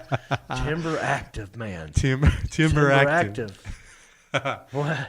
So someone has to get bit by this myself. radioactive snake at some point. Yes, and that. And this dude, he's the nutty professor behind him. Yeah, he's the madman. Yeah.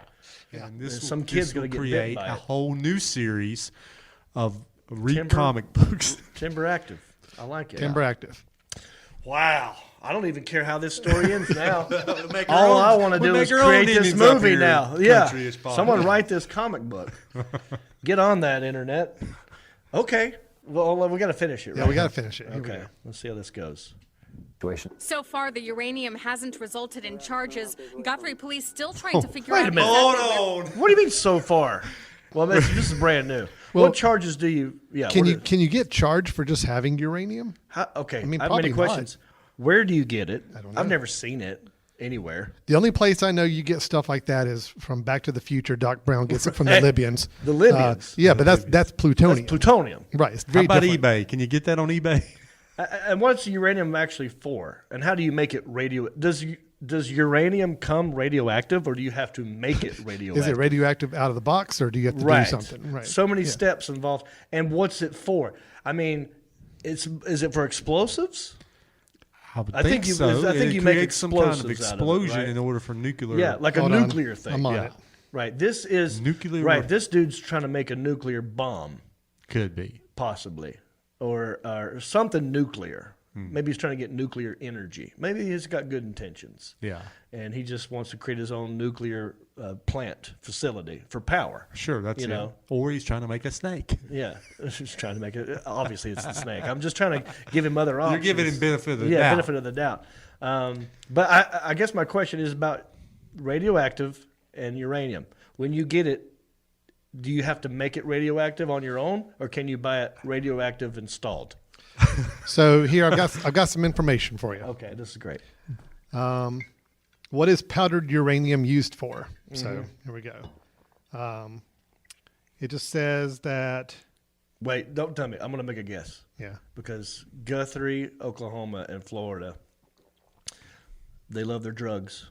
What if this is some sort of new crack cocaine that's radioactive? Could you imagine snorting crack, radioactive uranium crack? Okay, go ahead, Alan. Well, I'm reading further into this, and it's not really telling me anything. So it's all just scientific stuff. But it's just about nuclear stuff. Yeah. Yeah. I mean, there's not really a practical use I can see for powdered uranium other than you want to. I mean, you will get arrested for dynamite without a permit. Yeah.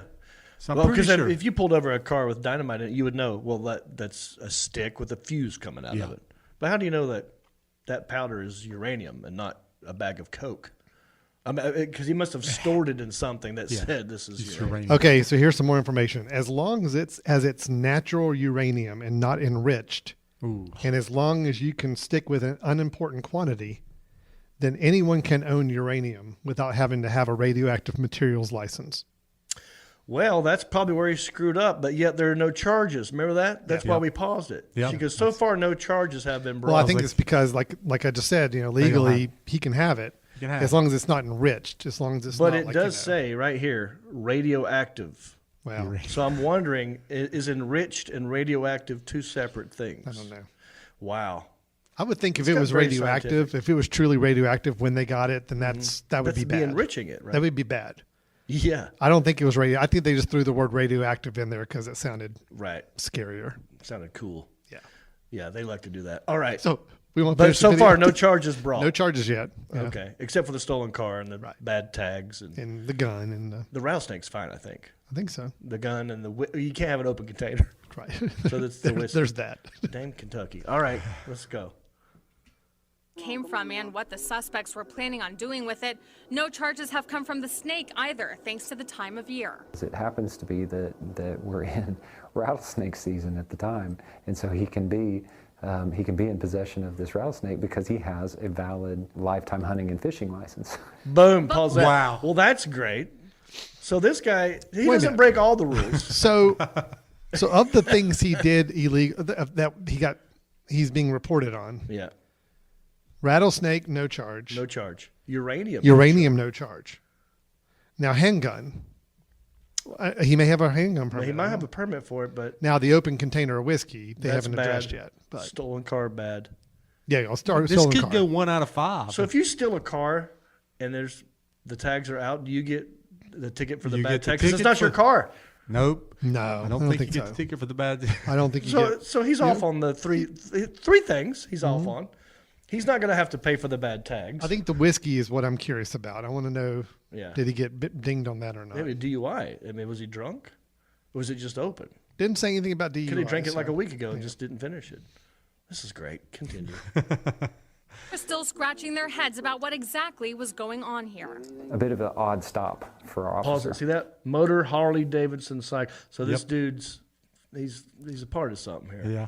There's a club that he's a part of. He's part of the Rattlesnake Radioactive Club. Right. They're a new motorcycle group all over Oklahoma. The Sons of Radioactive Snakes.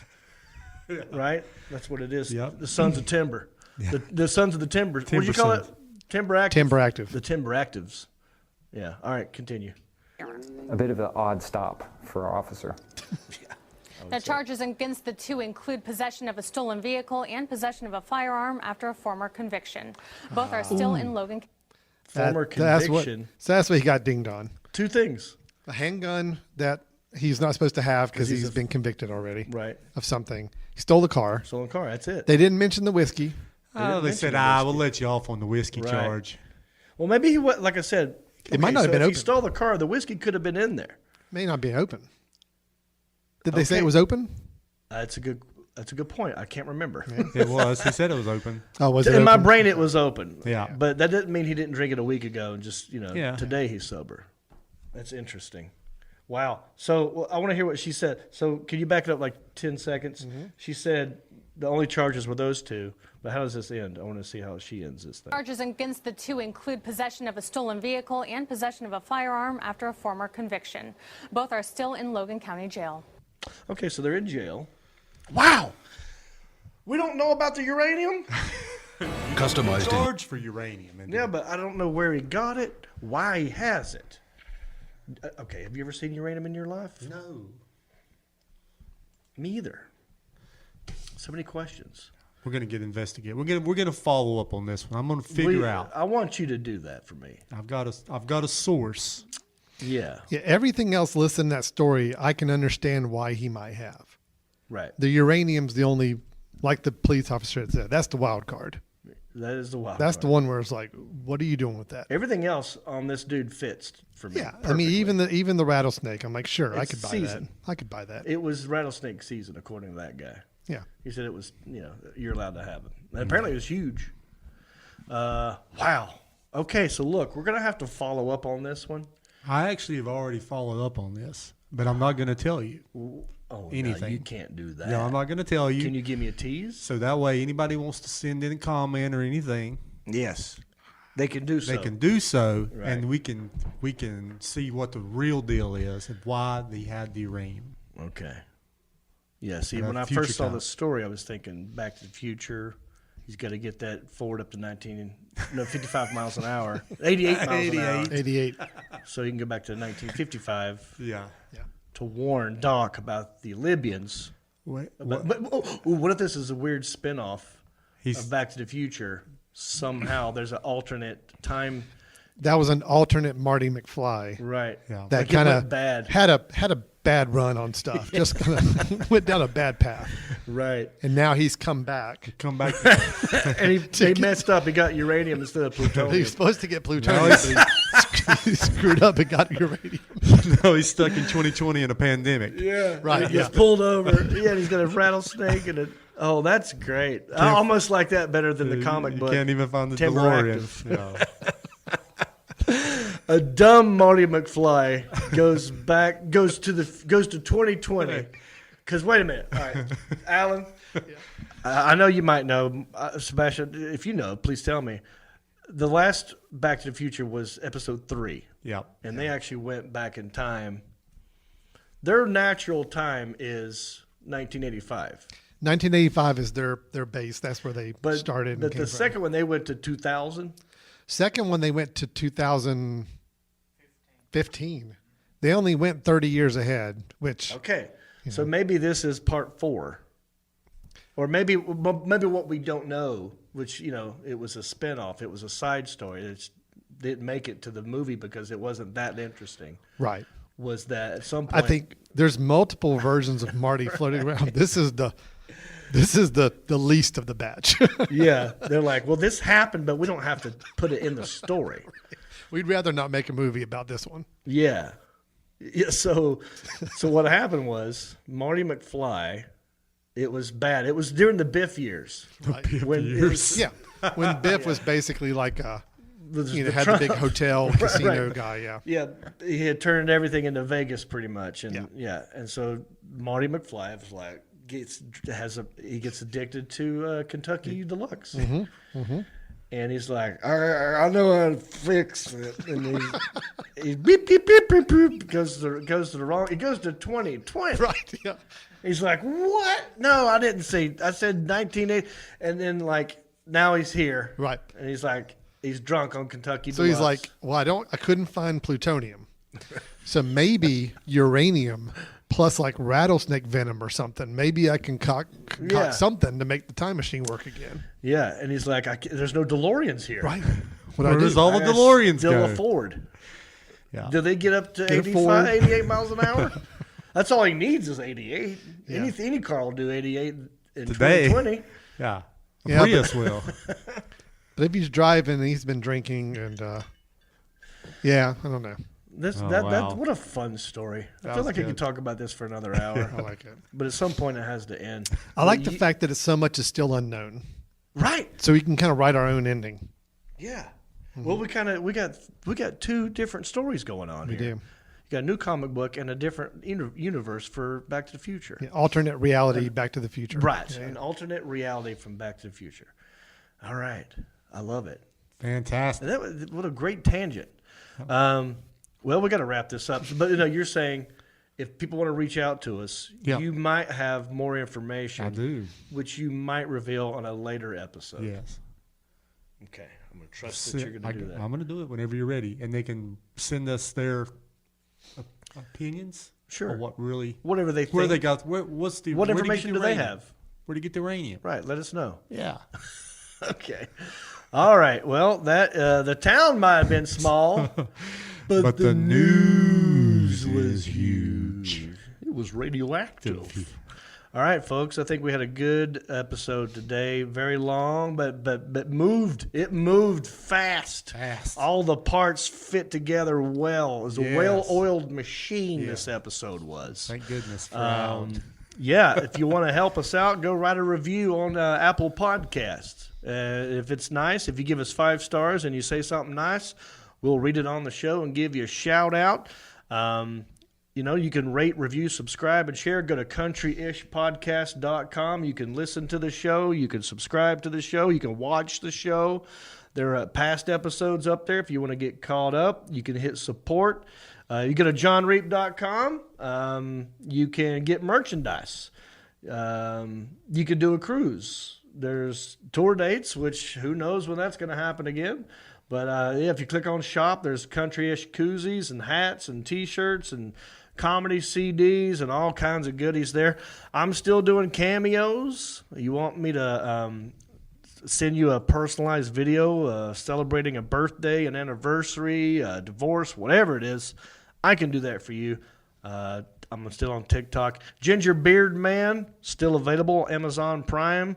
Ginger Payne, still available on YouTube and anywhere else you get music or in podcasts. And for the Alan Jackson, for our new intern Isaiah, for Sebastian, I'm John Reap.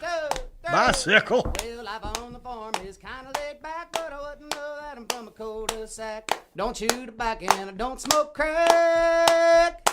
Thank God I'm country-ish. Well, a simple kind of life never did me no harm, but I do know a guy with only one arm. Keep your fancy smartphones and your self-parked cars. Thank God I'm country-ish.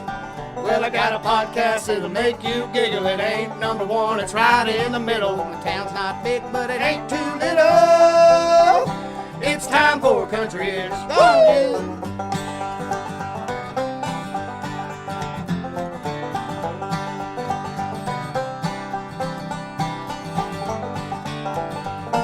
I'd make a new show every day if I could, but my friends have jobs and they pay pretty good. Record when we can, work when we should. It's time for country-ish. Well, I don't care what your skin looks like, just love everybody and we'll be alright. Listen to the show every Friday night. It's time for country-ish. Well, I got a podcast that'll make you giggle. It ain't number one, it's right in the middle. My town's not big, but it ain't too little. It's time for country-ish. Don't you?